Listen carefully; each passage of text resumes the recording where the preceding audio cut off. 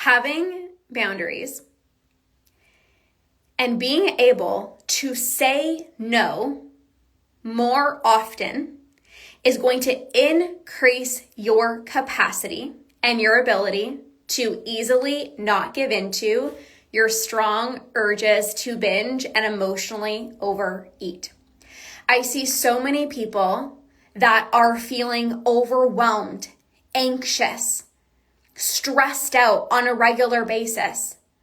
And then they're trying so hard to not give in to their urges, especially at the end of the day. It's like you're burnt out, you've been people pleasing, you've been saying yes to everybody. And at the end of the day, you're burnt out. You're tapped out. You don't have the capacity for yourself. You don't have the capacity to not give in to your urges.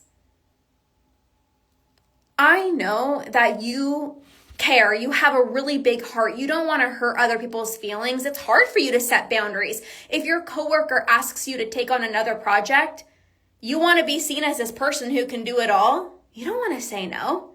So you say yes to another project at work, but then you wonder why you finished a pint of ice cream later on in the evening.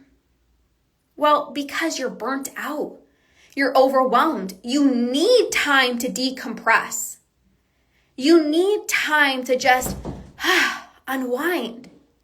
But the thing is, it's a lot more challenging to actually unwind and to relax at the end of the day when you've given your all to everybody except for yourself.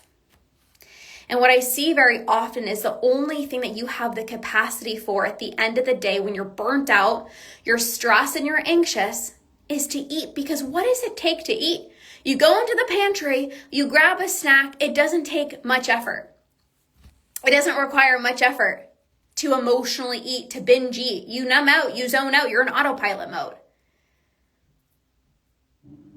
Your ability to set boundaries for yourself, to say no more often, is going to help you stop your emotional eating. It's going to help you have the capacity when a strong urge to binge comes on to say, this isn't me. I'm feeling anxious right now. I'm feeling a little stressed right now. This is not who I am. And I'm not going to give in. This isn't the real me. What I actually need is to decompress. What I actually need is to relax. And by numbing out on food, I'm actually not relaxing. I know you want to do everything. I have conversations with my clients, and, one of my clients said to me, I want to be able to do everything. I want my house to be spotless, and I also want to spend time with my kids. And also, I want to go to coffee with this person. I want to say yes to this social event. I want to volunteer at my church. I want to do all of these things. And sometimes when you want to do certain things, like you want to say yes to this social event, and then you want to say yes to this social event, and you want to volunteer at church, it's hard to say no because you're like, but I want to. But just because you want to do something doesn't mean that you should say yes. Do you have the time? Do you have the capacity? And here's another thing too. You might have the time to do something, but having the time to do something and having the capacity to do something is two very different things. You might one weekend have nothing on your calendar. You're like, it's a free weekend. I have no plans on Friday. I have no plans on Saturday. I have no plans on Sunday. And your friend asks you if you want to do something, or there's a social event happening. And you're like, well, technically I'm free. So you kind of feel obligated to say yes. But do you have the capacity? Technically on your calendar, you're free. Number one, do you want to go? And number two, do you have the capacity? Just because you have free space, just because you have free time, doesn't mean you have to fill it. And with so many people, there's this unhealthy relationship with taking time for yourself, taking time to rest. It's like, well, I'm technically free. I should probably say yes. I feel guilty. I mean, if I actually can show up to that social event. You feel obligated to show up. I don't feel obligated to show up to things if I don't have the capacity or I don't have the desire. If there is something that I don't want to do, I'm not going to do it. If I have time in my calendar, but I don't have the capacity to do something, I will just say no. I'm unable to attend. You need to learn to speak up for yourself. You need to learn how to say no. Because if you just say yes to everything, if you say yes to every single social event, if you say yes every time your coworkers ask you to take on another project, if you say yes to every time your friend asks you to go out for coffee, you're not going to have the capacity for yourself. Of course, you're going to be burnt out, stressed, anxious, and overwhelmed. And then you're expecting yourself to try to say no to cookies later on in the evening. It's going to be so much more challenging. You might have the time to do something, but if you don't have the capacity, you need to learn how to say no. And there's this whole thing of, I don't want to hurt other people's feelings. Well, you can either potentially maybe not even hurt somebody else's feelings, because the truth is, if you have people in your life that actually love you, a friend is going to understand the fact that you can't go for coffee today. But you think, oh my God, I can't upset her. I don't want my coworkers to think less than me, so I just have to say yes. You've already put that in your mind. So then you say yes. But at the end of the day, you might not be hurting those people, but you're hurting yourself by eating way too much ice cream tonight. By feeling so burnt out and exhausted, feeling like you're always behind. Your to-do list is like the length of your body. It's like, okay, on to the next thing, on to the next thing. You finally have 5 minutes to yourself and you sit down on the couch and you're like, I can't even sit down because, oh my God, look at the dishes. Probably should throw in a load of laundry. Oh, right. And then in half an hour, I got to get ready for my coffee date. There's too much going on. Not giving into your urges, not using food to comfort yourself at the end of the day has nothing to do with willpower. This is not about, come on, just tell yourself you don't need the cookies tonight. Okay, just tell yourself you don't need the cookies tonight. That's not what it's about. It's about having the capacity to be able to do so. If you're already burnt out and you're stressed and you're anxious and you're overwhelmed, how can you expect yourself to say no? Hey, Olivia, so relatable. I'm so glad you're here. How can you expect yourself to not enter autopilot mode and comfort yourself with food at the end of the day when you're burnt out? When you've given your heart, your soul, your arm, and your leg to everybody around you, your coworkers, your friends, your kids, and there's nothing left for you, you have to fill up your own cup. But the only thing that you have the capacity for is to numb out on food. Even taking a hot bath, sometimes it's like, that's too much freaking work. Okay, by the time I fill up this freaking tub and then I get in there, like, I'm going to fall asleep. I remember in 2018, I was the biggest people pleaser. I just said yes to everything.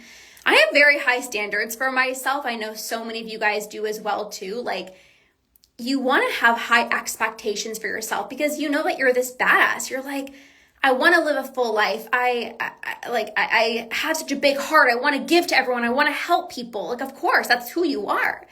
And I remember in 2018, I would just be so tired at the end of the day. I would get home from work. Sometimes it'd be 8:30, 9 o'clock. And on the drive home, I'm like, okay, just go make yourself a cup of tea and just take a bubble bath or just take a bath. Not a bubble bath. Never took bubble baths. Just take a bath and like, don't go in the kitchen. Okay. Just promise me. Okay.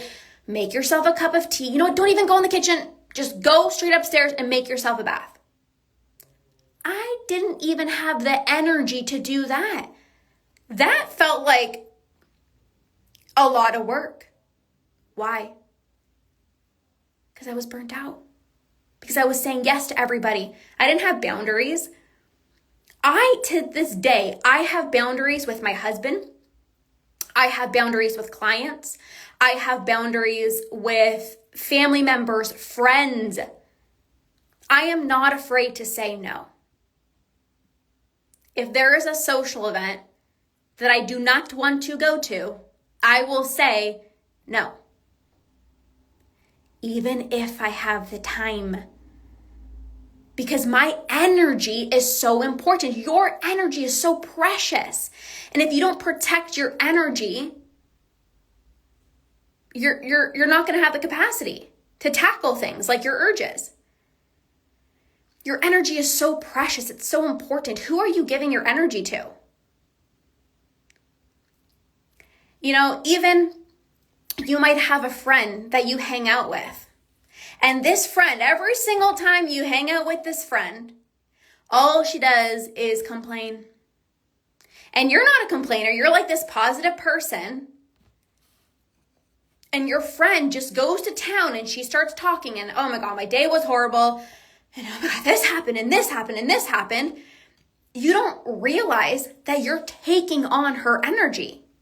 You're taking on that negativity. That's a lot for you to hold. And maybe you're so used to being a listening ear that you're just like, at least I'm not venting, like I'm just holding space for her. But that's a lot for you to hold. And then you're wondering why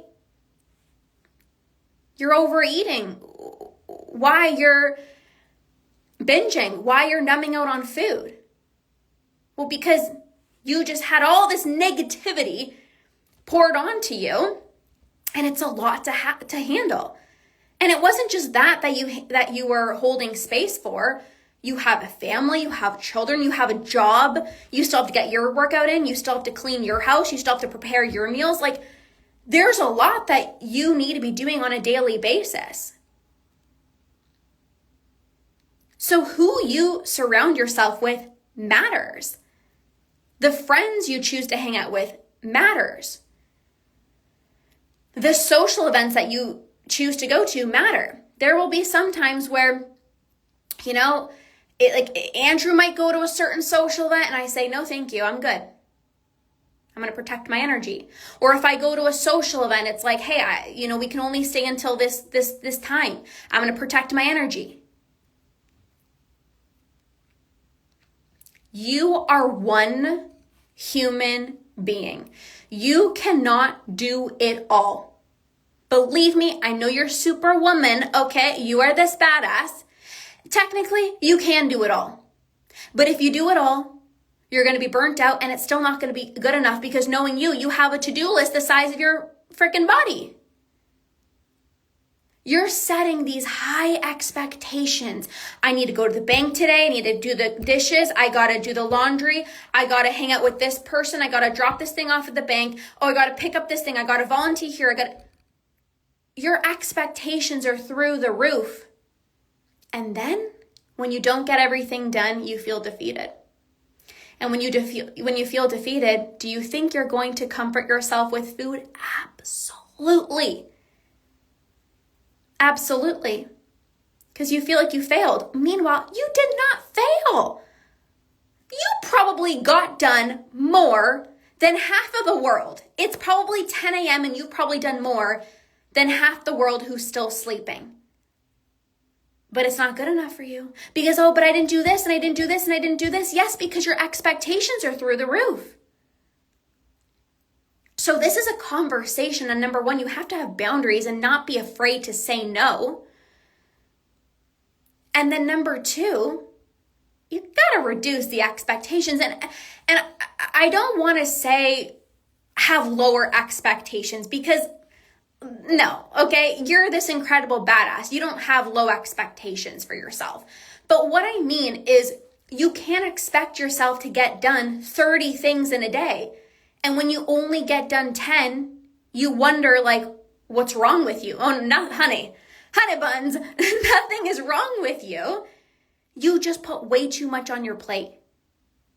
And I get it. I have these conversations with my clients all the time. I was talking to a client yesterday and it's like, of course you want your house to be spotless. Of course you want the kitchen to be cleaned. Of course you want to do so many things, of course. Nobody wants to, be worrying about the dishes in the sink, or nobody wants to be, feeling like they're behind. But you cannot do everything. You can't. You literally, physically cannot. And if once you start to actually recognize this, you're going to feel less overwhelmed. You're going to put less on your to-do list. You're going to put less on your plate, meaning you're going to have less overwhelm. You're going to feel less overwhelmed. You're going to feel less anxious. And that's going to grow your capacity to be able to not give into your urges. I don't know of anybody that can feel so anxious and stressed out and overwhelmed all day, and then when a strong urge comes on, they're like, yep, I'm just not going to give in. I don't know anybody that can do that. You need the capacity to not give in to your urges, to say, wait a minute, this actually isn't me. But when you're running on low battery, you're in autopilot mode. You're so burnt out. Like think about your phone, okay? Your phone. When like the signal pops up like low battery. Maybe when it gets to really, really low battery, your phone starts to slow down. You're like, oh, it's going to die. It's going to die. Let me hurry up and do this thing because my phone's going to die. It starts to literally slow down. At the end of the day, when your battery is getting low, you start to slow down. Your mind starts to slow down. Your decision-making power starts to slow down. And then you're going to try to fight against your urges that require so much brain power and so much energy. It's not going to work. This is why I say this is not about willpower and motivation. Come on. Just don't give in to your urges. Just don't do it, okay? If you're burnt out, you're going to give in. If you're overwhelmed, you're going to use food to self-soothe because you got to somehow feel better. This conversation is so important. It's so important. I have these conversations with my clients all the time. It's not easy setting boundaries. It's not easy saying no. It's not easy to have less on your to-do list. It's not easy to have these like less expectations of yourself when you're this high achiever, you're this ambitious, committed woman. I get it. But if you want to be able to have the energy to live a really full life, if you want to have the energy to be able to, give to your church, volunteer here, if you want to have the capacity to not give into your urges, you got to make some changes. As a new mom, how do you avoid feeling burnt out because it's so challenging? Well, first of all, congratulations. I'm going to be a new mom in very soon. Very, very soon. Really soon. So I don't have experience, but I worked with a lot of moms, of course, and I'm going to be a new mom anytime, any day. But the thing is, it's recognizing you are doing your best every single day and priorities change. Being a new mom is a new life. There's different priorities. And so you might have to spend more time cleaning bottles and changing diapers and feeding your baby compared to maybe before it was you can spend 2 hours at the gym and you could take a nice bath and you can be 45 minutes in the shower. Well, that's not going to be your reality now. So we have to just understand that there's different seasons of life. There's different seasons of life and priorities change. And it doesn't mean that other things are not a priority. It means that certain things have to take greater priority. And this is so important. So for example, it's you're probably burnt out as a new mom, doing all the things, staying up, feeding your baby, doing all the things, right? And this is about saying, I'm one human being. I'm literally one human being. I'm doing the best that I can. And when you look over at the sink and the dishes are piling, instead of being come on, go do the dishes. Come on, you didn't do enough today. take a breath and say, I am choosing to not do the dishes right now. Like, own it. The laundry, oh my God, the laundry is piling up. And I'm so burnt out right now. I'm going to take a deep breath. I'm doing the best that I can. I'm in a new season of my life. That's what it is. It's like you just have to remind yourself you literally can't do everything, and you have to be okay. You have to be okay with not doing the things that you used to do. Like you maybe before you used to do 3 loads of laundry, no problem. And now doing 1 load of laundry, you're like, I need a 10-day break. And you have to be okay with that. Maybe before, it was like you were able to go to the gym 4 days per week. And now maybe it's like you're lucky if you get maybe 10 minutes in to move your body. And it's like, just be grateful for that. You're not being lazy. You're tired. You're burnt out. And the only way to stop feeling burnt out is to stop feeling guilty for things that you're not doing, or for feeling guilty for things that you used to be able to do. Because you're in a different chapter. You're in a different season of your life right now. I'm always grateful for all the different seasons of my life. Whether it's being a new mom, or it's, maybe you're moving houses, or you're starting a new job. It's like, how can we be grateful for the different seasons of life that we get to experience? Like, what a blessing it is to have a baby into this world. What a blessing it is to move into a new house. What a blessing it is to get a new job. Whatever the situation is, it's like, what a blessing. And don't be afraid to ask for help. Like, this goes for everybody. Even people at their job. Like, I tell my clients all the time, I'm like, if you need support, don't be afraid to ask for support. There are so many people that are independent, badass women that I coach. And it's like, I have to be seen as this perfect person who can do it all. I can't ask for help. Asking for help isn't weak. It's the strongest thing that you can do. In fact, the top badasses actually get support and they ask for help because they're like, I matter so much. My energy matters. I'm going to get the right support. Hi, Anne. It's like, even for me, I've always been very driven, ambitious, and, I'm ambitious, committed, and driven. And I thought to myself, like, I can conquer binge eating on my own. I'm independent. I can figure this out. I know all the things about health and nutrition. But I said, clearly, I wasn't stopping, so I got the right support. I was brave enough to actually get the right support. When it comes to my energy, when it comes to capacity, I ask for support. I ask my husband for support around the house. I'll ask friends and family members for support because my energy is so important to me. And if you don't protect your energy, you are going to feel burnt out. And I don't know about you, but I don't want to feel burnt out. I don't want to feel anxious and overwhelmed. So I ask for help. So ask for help.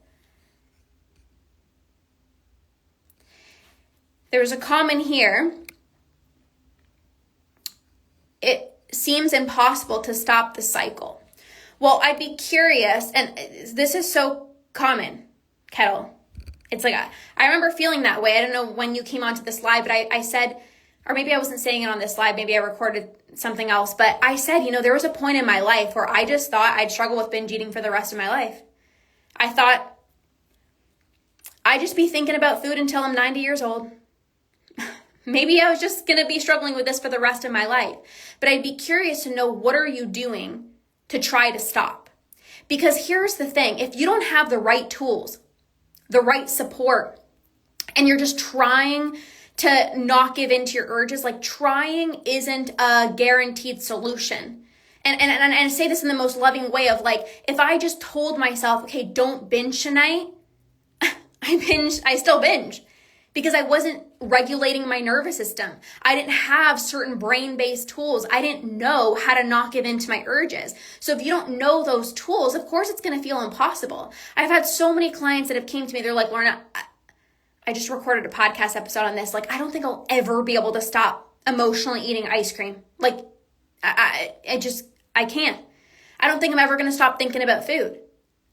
And then once you actually learn how to take foods off of a pedestal, once you actually learn how to eat what you're craving without spiraling out of control, once you actually learn how to connect with hunger and fullness cues, it becomes a lot easier. I'm almost a psychologist. It's much easier to help others than to help myself. I understand the psychology of it, but I struggle with the practice. But this is the implementation, right? So I was a health and fitness coach. Now, I knew so much about nutrition and health, and I knew that binge eating even was a habit, and I still kept giving into my urges. But again, as you know, people work with you because you're the expert, right? And so getting support yourself and being around other people that are going through the exact same thing as you that can not hold you accountable. This is not about hand holding, as you know, but it's like be there to cheer you on, to remind you that you're not alone. You know, you might be thinking like, it feels impossible to stop binge eating until you're actually part of a group, a program, a support system, as I'm sure you tell your clients all the time, getting the right support. Then you'll feel less alone. And it's like, oh, wow, there's actually other people that are going through this. And then they're going to be there to cheer you on. And it's easier to actually implement the tools when you have support. Knowledge can only take you so far. It's the implementation of the tools what's actually going to transform your relationship with food. But it's hard to implement the tools when it's like, nobody knows I'm going to binge tonight. Ha ha ha. Nobody knows I gave in. You know, I remember I used to my husband used to tell me all the time, he's like, just text me. Just text me when you feel the urge to binge. You think I texted him? No, I'm like, I don't want you to know that no, I actually want to binge. But my husband wasn't the right person to have as a support person, right? So again, having the right support is really, really important. Hello, Erin. Erin's one of my badass clients. So this is what I wanted to come on and share today about boundaries, capacity, and how it is a lot more easier to not give in to your urges when you have better boundaries in place. You're able to say no to things that don't serve you. You see your energy as the most important thing. When you're less anxious, you're less stressed, you're less overwhelmed, it's that much easier for you to not give in to your urges. And this is exactly what I'm going to be supporting you with inside of my program, Eliminate Your Urges, which starts on Monday. This program, Eliminate Your Urges, is where I'm going to help you not give into your urges, no matter how strong they feel, whether they're binge urges, right? Whether they're binge urges and you're feeling out of control, whether they're emotional urges and you just want to numb out on food, whether you're struggling with overeating, mindless snacking urges, whatever urges you're experiencing, I'm breaking it all down so you know exactly how to not give into your urges. And not only that, like I'm going to teach you, okay, this is what to do when a strong urge to binge comes on that will help you to not give in. But more importantly, I'm going to help you prevent yourself from feeling impulsive in the first place, which is going to be that much easier for you to not give in. How to actually prevent urges from arising in the first place. I talk about this all the time. I can give you a tool. Okay, when the strong urge to binge comes on, do this, and it will help you not give in. But what's actually more effective is to know how to regulate your nervous system, how to become less impulsive so that your urge doesn't even pop up, right? Like you can wait until you feel a strong urge to be like, okay, here we go. 3, 2, 1, try to not give in. Or you can know how to weaken your urges so that they stop popping up. And of course, it's going to be easier for you to not give in. And one of the things that I talked about today was the boundaries piece, the capacity piece. Kettle said, oh my God, this is so real. I do tell my husband afterwards, but never before, he'd stop me, but I want to binge. That's the truth. Yeah, I've been there. I used to tell my husband all the time, I'm like, oh, I feel so guilty now. I feel so bad. He's like, well, then why didn't you text me? I'm like, but you don't understand. Like, I wanted to do the thing that I didn't want to do, but I wanted to do it. So I see you. I see you. I get you. So this program is kicking off on Monday. If right now you keep on telling yourself just one last time, you got to be inside of this program. If you keep on telling yourself, oh, but like it's been a long day at work, like I deserve to snack, I deserve the ice cream, like I just need that me time, it would be a really good idea to jump inside of this program. If you feel like my urges are so strong and demanding, it feels impossible to not give in to them. Like no matter what I try, it would be a good idea to jump into this program. If you don't know what to do when a strong urge to binge comes on, maybe you're just trying to tell yourself, don't do it. Maybe you're relying on motivation. Maybe you're not buying certain foods. You're avoiding baking so that you prevent yourself from hopefully not spiraling into a binge. You got to be inside of this program because this is not about motivation. This is not about just tell yourself, don't do it. When you tell yourself, don't do it, you want to do it even more. You think about food so much more. When you tell yourself, don't do it, the rebel comes out and is like, yeah, okay, yeah, right, F it, I'm going to give in. So there's specific tools I'm going to teach you that will help you to not give in. There's going to be certain tools that will help you to not give into your emotional urges, binge urges, overeating urges, mindless snacking urges, and how to actually prevent your urges from arising in the first place. How to actually regulate your nervous system so you're less impulsive. So you don't have to try to say no to the cookies after dinner. You don't have the desire anymore. Like when you're full, that's it. You don't even go into the pantry. When you're home alone, you're not thinking, oh my God, my husband just left the house. Let me go eat. There's no desire anymore. This is what I mean by eliminating your urges. This is not about trying to not give in. Because if you try to not give in, you're going to spend the rest of your life trying to not give in. The reason I'm binge free today, over 5 years binge free, is because I don't have urges anymore. I have eliminated them. They don't pop up. I don't have to try to not mindlessly snack when I'm hungry. I don't have to try to not go into the pantry and eat all the chocolate when my husband leaves the house. There's no urge anymore. The people who have a healthy, balanced relationship with food, they don't have this urge. They don't have this pull back into the pantry when they're already full. When they're at a restaurant and they're full, that's it. They leave food on their plate. And that can be you as well too. And we're going to dive into this inside of this program starting on Monday. So this program is 2 weeks long. You're going to get daily trainings from me. Daily trainings on how to easily not give in to your urges. Erin says, so looking forward to all the golden nuggets you're going to drop inside this new program. I'm so fired up.